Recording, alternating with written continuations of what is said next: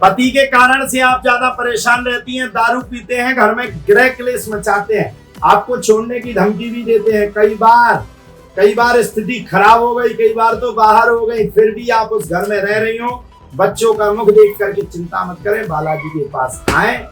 अगर मंगल शुरुआत कर दे तो हो सकता है आपका काम सफल हो जाए। जी, आपके द्वारा यहाँ पे ये दरबार लगाया जा रहा है, कहाँ से प्रेरणा मिली और कहाँ से शुरुआत हुई? सबसे पहले सभी को जय सियाराम, जय संकट मोचन सरकार की। इस दरबार को लगाते लगाते 9 वर्ष पूर्ण हो गए। 3 फरवरी को 9 वर्ष पूर्ण हुए हैं। और ये जो दिव्य दरबार है, ये दादा गुरु की प्रेरणा से लग रहा है। और ये मेंदवारा गांव जो पड़ता है, मेंदवारा स्याउनी के बीच में नर्सरी के सामने दरबार है, वहां पर ये दिव्य दरबार है। प्रत्येक मंगलवार को लगाया जाता है। अच्छा, ये बताइए कि यहाँ पे कितने अभी लोग पहुँच रहे हैं और क्या यहाँ पे लोगों को लाभ हो रहा है? देखिए, यहाँ तो आते ही रहते सब। और देखो, हम सीधी सीधी बातें कहते हैं, जाकी रही भावना जैसी, प्रभु मुहूर्त देखी तिन तैसी। अब आप जिस भावना से, जिस प्रतीकता को लेकर के आएंगे, वैसा आपका कार्य होगा।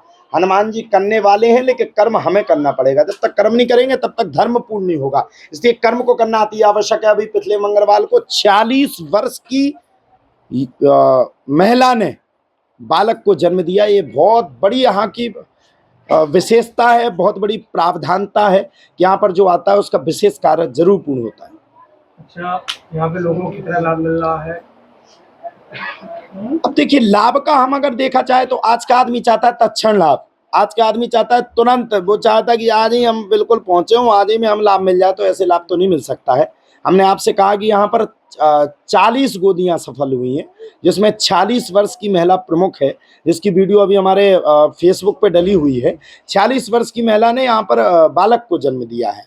तो कहीं ना कहीं लाभ है, तब तो यहाँ पर जनता जनार्दन आती रहती है। और हम तो सीधी सीधी कहते हैं, जाकी रही भावना जैसी, प्रभु मुहूर्त देखी तिन तैसी। अब कक्कारो दद्दारो लाभ लेने तो तना भगवान की अगर आने आए। आज को आदमी जो चाहू कि नारियल बाद में फूल में, भगवान पहले हमारी सुन लेवे।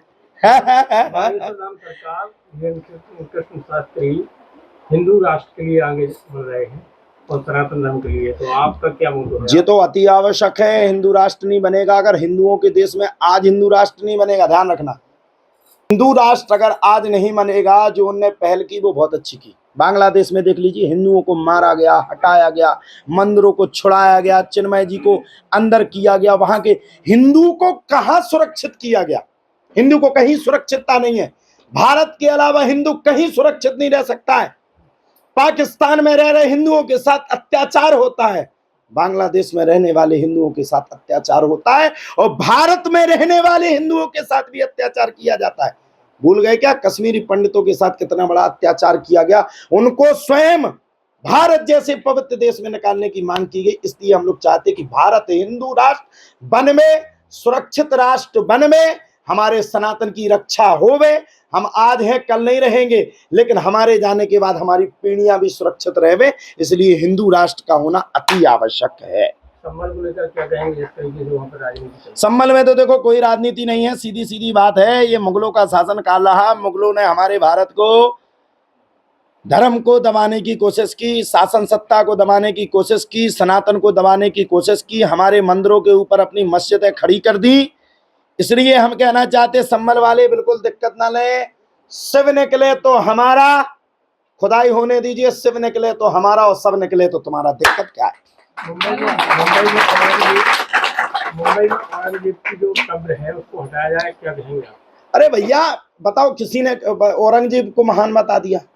कैसे कैसे लोग रहते? औरंगजेब महान है, जिसने अपने परिवार वालों को कष्ट पहुंचाया, जिसने सबको कष्ट पहुंचाया, जो पिता को कष्ट पहुंचाने वाला व्यक्ति, उसको महान बता दिया? औरंगजेब को महान बता दिया? कब्र की बात आई तो बिल्कुल मैं समर्थन में हूं, ये गलत है। ये औरंगजेब की जो कब्र की बात है, ये बिल्कुल सही है, ये कहीं गलत नहीं है। लेकिन औरंगजेब की अगर बात है तो गलत है। जिसने भी औरंगजेब को महान बताया हो वो निठुर है, उसके अंदर हिंदू का खून नहीं होगा। हमें तो लगता है उसका डीएनए भी चेक करवाना चाहिए। औरंगजेब महान नहीं है, महान है छत्रपति शिवाजी महाराज, जो सनातन के लिए खड़े हुए, वो महान। देखिए, धाम में जो आगामी प्रोग्राम है, वो आगामी प्रोग्राम अभी पुनः प्रारंभ हो रहा है। 11 मई को हमारे यहाँ 11 बेटियों की शादी करने का प्रावधान हमने पहली बार कोशिश करी।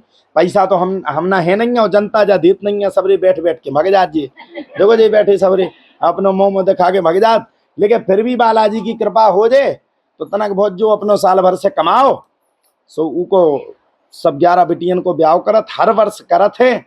और बस हमारा तो एक धर्म है, एक कर्म है कि हिंदू को चाहने वाला इस संसार में कोई नहीं है।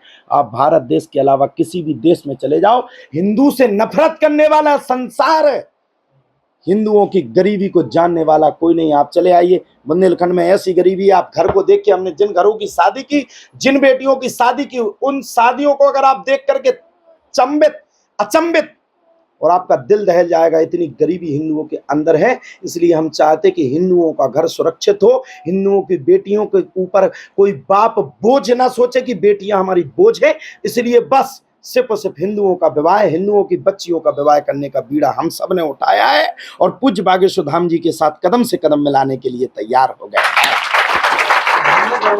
और बात रही औरंगजेब की, जो आपने प्रश्न किया, जिन लोगों ने औरंगजेब को महान बताया उनका डीएनए चेक होना चाहिए। वो हिंदू हो ही नहीं सकते हैं, वो विधर्मी होंगे। वो औरंगजेब जिसने अपने पिता तक को नहीं छोड़ा, उसकी कब्र की बात है। तो जो चल रहा है वो सत्य है, औरंगजेब गलत है।